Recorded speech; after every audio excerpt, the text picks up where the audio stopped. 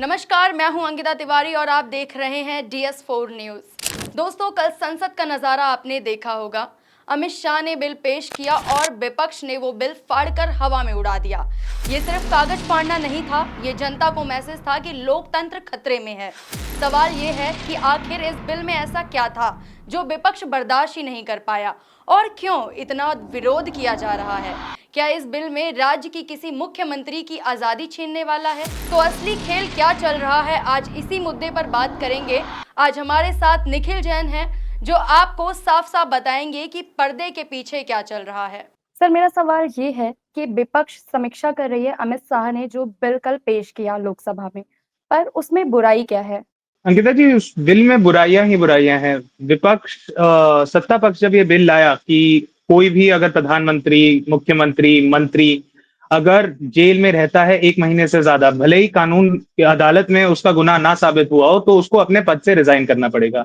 अब सत्ता पक्ष ये कहता है कि इस बिल को लाने की जरूरत ये हुई कि संविधान निर्माताओं ने कभी ये सोचा नहीं था कि इस तरीके के नेता आ जाएंगे जो जेल में रह के भी मुख्यमंत्री बनना चाहेंगे, अरविंद केजरीवाल पे सवाल उठाते हुए। मैं उनकी शायद इस बात से सहमति रखूंगा, लेकिन साथ में एक और बात भी है कि संविधान निर्माताओं ने कभी ये भी नहीं सोचा होगा कि एक दिन एक ऐसी सरकार आएगी जो गैर संवैधानिक कानूनों के चलते उनका राजनीतिकरण करके अपने राजनीतिक प्रतिद्वंदियों को जेल डालेगी। चाहे अरविंद केजरीवाल का केस हो, हेमंत सोरेन का हो, सत्येंद्र जैन का हो, या इतने सारे राजनेताओं का हो, विपक्षी राजनेताओं को जिनको जेल में डाला गया, आज तक किसी के भी खिलाफ कोई गुनाह साबित नहीं हुआ है। आज तक ईडी मनी ट्रेल नहीं साबित कर पाई। सुप्रीम कोर्ट बार बार ईडी को लताड़ लगाता है कि ये कोई काम करने का तरीका नहीं होता। सुप्रीम कोर्ट ने यहां तक कह दिया कि आप राजनीतिक झगड़ों में क्यों पड़ रहे हैं, राजनीतिक पार्टियों को झगड़ा करने दीजिए, आप एक कानूनी संस्थान है उसकी तरह काम कीजिए। और ये जो बिल के लाने की सत्ता पक्ष की जो नियत है वो साफ साफ सबको दिख रही है कि जब चुनाव से ना हरा पाओ तो चुनाव वोट चोरी करने की कोशिश करो, जब वोट चोरी भी ना कर पाओ तो जेल में डालो ईडी से, सीबीआई से, इनकम टैक्स डिपार्टमेंट से, और उसके बाद 1 महीने में निष्कासित कर दो। ऐसे तो एक देश का लोकतंत्र नहीं चल सकता ना। पर सर, ये हमारी भलाई के लिए कार्य हो रहा है, ये विपक्ष की भी भलाई है इसमें। और अगर प्रधानमंत्री ने या फिर कहीं अमित शाह ने इस बिल को आप सभी के सामने पेश किया है तो कहीं ना कहीं इसमें जनता के साथ साथ सभी की भलाई है और इसमें प्रधानमंत्री भी तो शामिल होते हैं। तो इस चीज के बारे में हम आपसे जानना चाहेंगे कि फिर उंगली क्यों उठाई जा रही है। अंकिता जी, सबसे पहले तो मैं सत्ता पक्ष से समझना चाहूंगा कि इसमें जनता की भलाई कैसे है। यही जनता वोट देके विधायक, सांसद, मंत्री, मुख्यमंत्री, प्रधानमंत्री बनाती है। इस जनता के द्वारा चुने हुए मुख्यमंत्रियों को जेल में डाल देना बिना ड्यू प्रोसेस ऑफ लॉ, बिना अदालत में उनका गुनाह साबित करे हुए, इसमें जनता की भलाई कहां से है? आप देखिए ना कि दिल्ली में क्या हुआ पिछले 2 साल में। आज दिल्ली की सड़कों पे पानी इस कदर भरता है कि कई लोग कहने लगे हैं कि मोदी जी ने मेलोनी जी के लिए वेनिस बना दिया है यहाँ पर, क्योंकि हर सड़क पे तो अब नाव चल सकती है। क्यों? क्योंकि दिल्ली के शासन को पिछले 2 साल में चलने नहीं दिया गया। क्यों नहीं चलने दिया गया? क्योंकि राजनीतिक तौर पे जब भाजपा आम आदमी पार्टी को नहीं हरा पाई, जब कांग्रेस के मुद्दे जो राष्ट्रीय तौर पे कांग्रेस उठा रही है उनका कोई काट नहीं निकाल पाई, तो उन्होंने दिल्ली सरकार को चलने से रोक दिया। मुख्यमंत्री को जेल में डाल दिया, उप मुख्यमंत्री को जेल में डाल दिया, सांसदों को जेल में डाल दिया और मंत्रियों को जेल में डाल दिया। सरकार चलेगी कैसे? आप मुझे बताइए, इसमें जनता का भला है कैसे? दूसरा, आपने एक सवाल पूछा कि किस तरीके से प्रधानमंत्री की इस बिल में प्रधानमंत्री भी आते हैं, यूनियन भारत सरकार के मंत्री भी आते हैं। पर आप एक प्रैक्टिकल बात मैं आपसे कहना चाहूंगा। आप आप मुझे पिछले 10 साल, 20 साल, 25 साल में कोई भी एक राज्य बता दीजिए जहां पर किसी भी मुख्यमंत्री ने खुद को जेल में डलवाया हो अपनी पुलिस से, या अपने ही मंत्री को जेल में डलवाया हो। ऐसा तो नहीं होता। तो जाहिर सी बात है, अगर मुख्यमंत्री कभी भी जेल में जाएंगे तो वो कोई सेंट्रल एजेंसी के केस में जाएंगे, सीबीआई है, ईडी है। इसी तरीके से आप मुझे बता दीजिए पिछले 20 साल में ऐसा कब हुआ है कि ईडी ने या सीबीआई ने, स्पेशली पिछले 11 साल में मोदी सरकार में, ऐसा कब हुआ है ईडी, सीबीआई या इनकम टैक्स डिपार्टमेंट ने प्रधानमंत्री के खिलाफ, गृह मंत्री के खिलाफ या किसी भी भारत सरकार के मंत्री के खिलाफ कोई केस करा है? ऐसा भी नहीं होगा। तो होगा क्या? होगा ये कि जब ईडी और सीबीआई भेजे जाएंगे विपक्ष के द्वारा शासित राज्यों में, वहां के मुख्यमंत्रियों को अरेस्ट करा जाएगा, उन्हें जेल में डाला जाएगा और उन्हें हटाया जाएगा। और उसके बाद हमने देखा है भाजपा की राजनीति कैसे चलती है, किस तरीके से लोगों को तोड़ा जाता है। जब अरविंद जी जेल में थे तो क्या करा गया? कैलाश गहलोत को तोड़ के बीजेपी में ले आए, बीजेपी से चुनाव लड़वा लिया। यही जो घटिया राजनीति है, जो तुच्छ राजनीति है, जहां पर आप वोट की मार ना दे पाओ तो एजेंसियों की मार दो, इसको आगे बढ़ाने के लिए बिल लाया गया। तो सर, आपका पहला सवाल ये था कि जनता की भलाई कैसे है, तो मेन बात तो यही, आप अभी अरविंद केजरीवाल जी की बात कर रहे, तो 6 महीने दिल्ली मतलब राजधानी में जो मुख्यमंत्री हैं वो जेल में रहे, तो जनता की उसमें तो कोई भलाई नहीं थी। पर अगर वो हम लोगों के बीच में रहते, दिल्ली की जनता को देखते, तो उसमें जनता की भलाई थी। तो एक तरह से बस यही कहना चाहूँगी कि अगर कोई भी मंत्री हो या मुख्यमंत्री हो या प्रधानमंत्री ही क्यों ना हो, अगर वो 30 दिन से ज़्यादा जेल में रहता है, तो फिर अभी एक परिवार से लेके अगर हम जोड़ लें कि एक परिवार का मुखिया मानो कि उसकी डेथ हो जाती है या किसी वजह से वो जेल में चला जाता है, तो 30 दिन तक तो हम अपना भरण-पोषण कर लेंगे, पर 30 दिन के बाद चाहिए ना, पैसे चाहिए उसके लिए, क्योंकि जो परिवार का मुखिया है वही कमा रहा था। तो इसी तरह से हम अपनी जो देश को लें कि वो भी एक तरह से प्रधानमंत्री हो या मुख्यमंत्री राज्य के लिए एक मुखिया के तौर पे है। तो अगर हम बात करते हैं कि जनता की भलाई, तो जनता की भलाई तो है इसमें सर। साथ ही मेरा एक सवाल ये भी है, क्या ये बिल गैर भाजपा मुख्यमंत्रियों को निशाना बनाने के लिए लाया गया है? अंकिता जी, सबसे पहले तो हमें आपने जो मुखिया वाला एग्जाम्पल दिया उसमें ये देखना पड़ेगा कि मुखिया गायब कहाँ हुए। ऐसा तो नहीं है कि 1 महीने से जो मुखिया गायब थे वो अपनी मर्जी से घर छोड़ के भाग गए। अब आप ये बताइए ना, अगर आपके घर में या मेरे घर में कोई भी आएगा और मेरे घर के मुखिया को, मेरे पिताजी को उठा के ले जाएगा, तो मैं क्या करूँगा? मैं दूसरे पिताजी ले आऊँगा या फिर अपने पिताजी को ढूँढने की कोशिश करूँगा, उन चोरों से, उन किडनैपर्स से, उन अपहरणकर्ताओं से बचाने की कोशिश करूँगा। हो इस देश में यही रहा है। सबसे बड़ा सवाल हमें बतौर जनता ये पूछने की ज़रूरत है कि जब तक कानून की अदालत में गुनाह साबित नहीं हुआ, तो किसी भी मंत्री को जेल में डाला ही क्यों गया? मैं आपके दर्शकों को एक चीज़ बताना चाहूँगा कि सुप्रीम कोर्ट बार-बार ये चीज़ कह चुका है कि jail is the exception, bail is the rule. यानी जब तक गुनाह साबित ना हो, there is a presumption of innocence. You are innocent until proven guilty. जब तक कानून की अदालत में आपका गुनाह साबित ना हो, तब तक माना जाता है कि आप मासूम हैं, आप इनोसेंट हैं, आपने कुछ गलत नहीं करा है। और जब आपने कुछ गलत नहीं करा है, तो आपका जेल में रहने का भी कोई मतलब नहीं बनता। मुख्यमंत्रियों को जेल में डाला क्यों गया? देखिए, मैं कई लोग कहेंगे कि नहीं, नहीं, जेल में तो अंडर ट्रायल्स को भेजा जाता है, कोई मर्डर कर दे, रेप कर दे, तो क्या उसे हम जेल में नहीं डालेंगे? बिल्कुल डाला जाता है अंडर ट्रायल्स को, पर किस लिए डाला जाता है? सरकार, पुलिस को और सत्ता को, प्रोसिक्यूशन को ये डर होता है कि ये विटनेस टैंपरिंग करेंगे या फिर ये देश छोड़ के भाग जाएंगे, ठीक है? या फिर ये सबूत मिटाने की कोशिश करेंगे। आप मुझे ये बताइए कि कोई मुख्यमंत्री है, क्या वो देश छोड़ के भाग जाएगा? उस पे एक ईडी का आरोप लगा तो वो ये देश छोड़ के भाग जाएगा? राजनेताओं पे तो रोज आरोप लगते हैं, रोज केस होते हैं, कोई ऐसे देश छोड़ के नहीं भागता। हाँ, एक बात है कि जो हमारे मुख्य चुनाव आयुक्त हैं, खबरें आ रही हैं, राजीव कुमार जो थे, शेरो शायरी जो करते रहते थे, खबरें कुछ आ रही हैं कि वो देश छोड़ के भाग चुके हैं, वो माल्टा की सिटीजनशिप ले चुके हैं, उनका कोई अता पता नहीं है, जगदीप धनखड़ का भी कोई अता पता नहीं है। लेकिन जो बड़े राजनेता हैं, जो मुख्यमंत्री हैं, वो ऐसे कोई भाग नहीं रहा। अब दूसरी बात आती है, अरे नहीं, बहुत बड़े पद पे हैं, ये तो भाई विटनेस टैंपरिंग कर लेंगे, एविडेंस मिटा देंगे। आप मुझे ये बताइए, अरविंद केजरीवाल जब मुख्यमंत्री थे और उन्हें जेल में डाल दिया, वो विटनेस टैंपरिंग नहीं कर पाएंगे, आपको लगता है जेल में? क्या उनकी पार्टी कुछ नहीं करेगी? क्या हम सब इतने मूर्ख हैं, आर वी दिस नाइव, कि हमें लगता है कि आम आदमी party, RJD, JDU, Congress, BJP के आप मुख्यमंत्री को जेल में डाल दोगे और वो पार्टी कुछ नहीं करेगी? उन्हें जो भी विटनेस टैंपरिंग करनी है, जो भी एविडेंस मिटाना है, वो तो वैसे भी कर लेंगे। कोई मतलब ही नहीं बनता मुख्यमंत्रियों को जेल में डालने का जब तक उनका गुना साबित ना हो। और इस पे एक और आंकड़ा आपके दर्शकों को मैं बता दूं, ईडी ने पिछले कुछ सालों में 5,000 केसेस स्टार्ट करे हैं, कंप्लेन्स करी हैं, इन्वेस्टिगेशन करा है, लोगों को अरेस्ट करा है। मालूम है उनमें से कोर्ट में कितने लेके गए हैं ट्रायल में? 25। 5% केस, 5% भी नहीं, सॉरी, माफ कीजिएगा, 0.5% केसेस वो कोर्ट में लेके गए हैं। और जब भाजपा के प्रवक्ता टीवी पे आएंगे तो क्या बोलते हैं हमें? कहेंगे देखिए 25 में से 24 में कन्विक्शन हो गया, 24 में गुनेगार पाए गए। जब आप 4,975 केस कभी कानून की अदालत में लेके ही नहीं जाएंगे, आप सिर्फ अपने मनमर्जी तरीके से लोगों को उठा के जेल में डालते रहेंगे, तो जाहिर सी बात है कोई कन्विक्शन तो आपको मिल जाएंगे। आप कन्विक्शन सिर्फ उन केसेस में ला रहे हैं जहां पर आपको पता है कुछ गड़बड़ है। बाकी 4,975 का क्या? आप ये देखिए कि पिछले 10 सालों में ईडी ने 193 केसेस करे हैं राजनेताओं के खिलाफ। उसमें से पता है कितने? 96% विपक्षी राजनेताओं के खिलाफ है। और कोई भी अगर विपक्षी राजनेता के खिलाफ केस होता है और वो विपक्षी राजनेता जैसे अजीत पवार हैं, वो बीजेपी की तरफ आ जाते हैं, तो अगले ही दिन कोर्ट में फाइलें मिलनी बंद हो जाती हैं। ईडी आके बोलता है my lords please next date, next date, next date पे आके कहते हैं फाइल चूहे उतर गए, आग लग गई, गुम गई, पता नहीं कहाँ है। जिस व्यक्ति को कहते हैं कि ये देश का सबसे बड़ा भ्रष्टाचारी है, एनसीपी मतलब नेशनल करप्शन पार्टी, 30,000 करोड़ का इन्होंने घोटाला करा है, जेल में जाके चक्की पीसेंगे, हम पिसवाएंगे, 3 दिन बाद उसके साथ प्रेस कॉन्फ्रेंस में होते उप मुख्यमंत्री की शपथ पिसवा रहे थे। इस तरीके की राजनीति जब देश में हो रही हो, तो उसके परिप्रेक्ष्य में ही हमें ऐसे बिल को देखना होगा। सर एक सवाल ये भी है कि कल को अगर भाजपा के कोई मंत्री या कहें कि प्रधानमंत्री खुद ऐसे ही किसी उसमें फँस जाते हैं या 30 दिन के लिए उनको जेल हो जाती है, तो क्या ये चीज़ उन पे भी लागू होगी? ये बिल उन पर भी लागू होगी? आपको क्या लगता है इस पे? देखिए, कानूनन तौर पे तो उन पे लागू होनी चाहिए, पर क्या वो फंसेंगे? अब आपको याद होगा 2014 में मोदी जी ने एक जुमला निकाला था कि 75 के बाद राजनीतिक जीवन में, पब्लिक जीवन में नहीं रहना चाहिए, मार्गदर्शक मंडल में भेज देना चाहिए, यंग लोगों को काम करना चाहिए।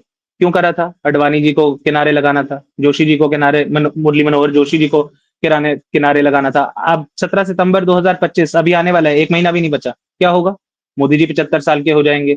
दिसंबर 2025 में क्या होगा? मोहन भागवत जी आरएसएस के जो सरसंघचालक हैं वो 75 साल के हो जाएंगे। क्या ये दोनों छोड़ने वाले हैं? नियम कानून बीजेपी पे नहीं चलता।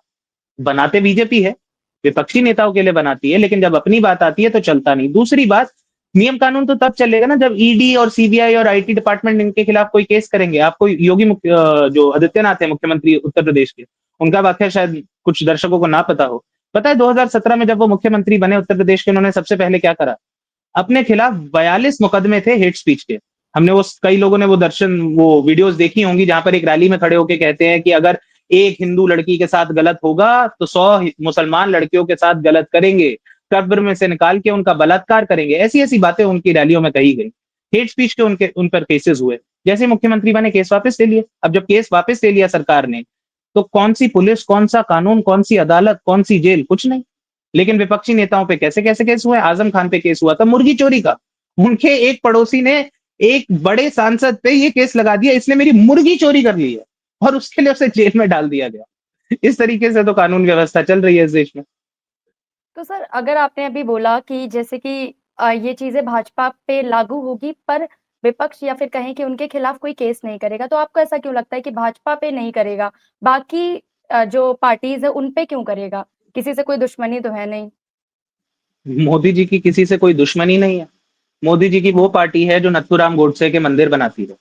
उनके कुछ कार्यकर्ताओं ने मंदिर बनाए हैं नथुराम गोडसे के। किसी को अगर ना पता हो, कोई आपके कुछ बहुत यंग दर्शक हो, तो मैं बता दूं, नथुराम गोडसे आजाद भारत के पहले आतंकवादी थे। वो व्यक्ति थे जिन्होंने गांधी जी को, महात्मा गांधी को 3 गोलियां मारी। और क्यों मारी? क्योंकि गांधी जी कह चाह रहे थे कि इस देश में हिंदू और मुसलमान मिलके रहे। आप ये देखिए, गोली भी किस लिए मारी? क्योंकि हिंदू मुसलमान मिलके रहे। क्योंकि इनका तो वर्ल्ड व्यू जो है वो हिटलर से प्रभावित है। कहते हैं कि मुसलमानों को अलग रहना चाहिए, मुसलमान तो एक अलग जात है, उन्हें नीचे रखना चाहिए, ये करना चाहिए, वो करना चाहिए। एक व्यक्ति आए जिसने देश को जोड़ा, ब्रिटानी हुकूमत के खिलाफ आजादी की लड़ाई लड़ी, संघर्ष लड़ा, और उसके बाद हमें आजादी दिलाई। उस व्यक्ति को गोली मार दी क्योंकि कह रहे थे कि हिंदू मुसलमान साथ में रहने चाहिए।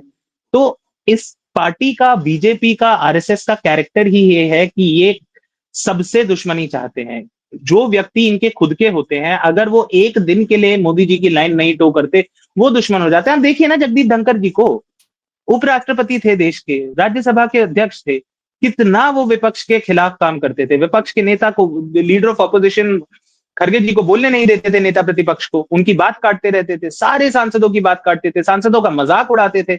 अध्यक्ष की कुर्सी पे बैठ के बोलते थे आरएसएस बहुत अच्छा संगठन है। कोई सांसद, विपक्ष का सांसद अगर ये बोलना चाहे, आरएसएस की सच्चाई सदन के पटल पे बतलाना चाहे, उसे बताने नहीं देते थे। कहते नहीं नहीं नहीं, no no no no, nothing will go on record, nothing will go on record, RSS बहुत अच्छा संगठन है। इतनी तो उन्होंने चापलूसी करी, इतनी तो उन्होंने बूट लिकिंग करी। उसके बाद क्या हुआ? एक दिन उन्होंने तो विपक्ष का मतलब एक आप मोशन ले आरएसएस लिया के विरोधी और भी उन्हें हैं? निकाल दिया गया।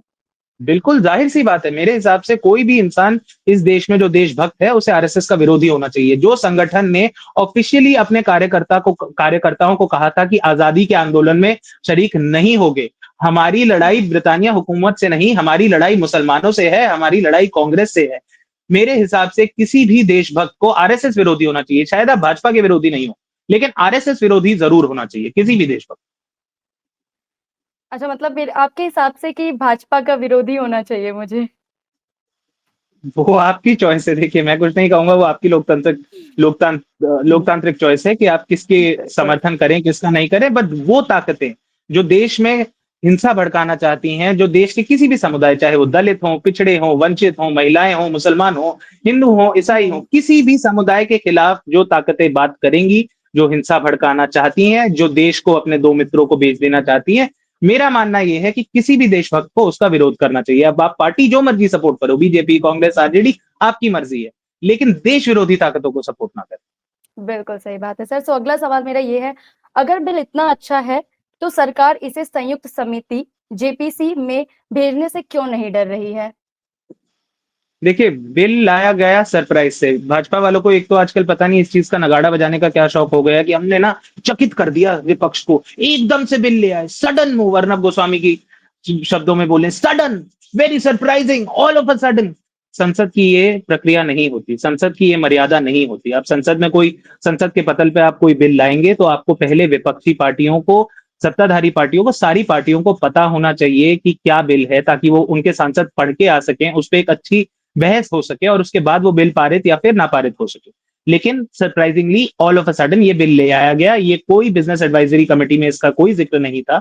लेकिन उसके बाद एक चीज देश के लिए अच्छी हो गई 2024 में, जब राहुल गांधी ने संविधान का मुद्दा उठाया, देश के दलितों, पिछड़ों और वंचितों को बताया कि किस तरीके से ये सरकार संविधान बदल के आपके अधिकार छीनना चाहती है। देश की जनता ने कांग्रेस को भले ही सत्ता नहीं दी हो, लेकिन बीजेपी की जो एक वन साइडेड सत्ता थी, सिंगल मेजोरिटी थी, उसको हटा दिया और आज ये सरकार दो क्रचेस पे चलती है, दो छड़ियों पे चलती है। एक छड़ी है नीतीश जी, जेडीयू, और दूसरे हैं टीडीपी के चंद्रबाबू नायडू, आंध्र प्रदेश के मुख्यमंत्री। कुछ दर्शकों को शायद ना पता हो तो मैं बता दूं, 2019 में चंद्रबाबू नायडू मोदी जी के लिए कहते थे ये आतंकवादी हैं, आतंकवादी, terrorist is the word he used. आप देख सकते हैं गूगल करके, आपको न्यूज आर्टिकल्स मिल जाएंगे। चंद्रबाबू नायडू की कहने पे, उनके दबाव में ये बिल जेपीसी में भेजना पड़ा, वरना ये सरकार कभी भी कोई बिल जेपीसी में नहीं भेजना चाहती। आप देख लीजिए इनके 2014 से 24 का इतिहास, इन्होंने हार्डली कोई बिल जेपीसी में भेजा है। लेकिन 24 से 25 के बीच में कई सारे बिल सडन मूव से लाते हैं और उसके बाद इन्हें जेपीसी में भेजना पड़ जाता है, क्योंकि नायडू जी उस पर अपनी आपत्ति जाहिर कर देते हैं। आप ये देख लीजिए ना, इलेक्शन कमीशन के खिलाफ इतने संगीन आरोप नेता प्रतिपक्ष राहुल गांधी ने लगाए, वोट चोरी के, इतना सबूत दिया 8 अगस्त को, और इलेक्शन कमीशन झूठ फैला रही है कि हमें कोई ऑफिशियल कंप्लेन नहीं दी। बिल्कुल झूठी बात है। 8 अगस्त को डीके शिव कुमार, कर्नाटका के उप मुख्यमंत्री, और मंसूर अली खान, जो बैंगलोर सेंट्रल लोकसभा से कांग्रेस के पक्ष में लड़े थे, उन दोनों ने ऑफिशियल कंप्लेन दी है, लेकिन इलेक्शन कमीशन कोई जवाब नहीं दे रहा। इतने संगीन आरोप हैं। बीजेपी कह रही है नहीं नहीं, सब झूठा आरोप है, लेकिन चंद्रबाबू नायडू जी, उनकी पार्टी के लोग गए निर्वाचन आयोग में, निर्वाचन आयुक्तों से, इलेक्शन कमिश्नर से मिले, उन्होंने अपनी आपत्ति जाहिर करी। तो अगर इस सरकार को एक चीज चेक में रख पा रही है वो चंद्रबाबू नायडू।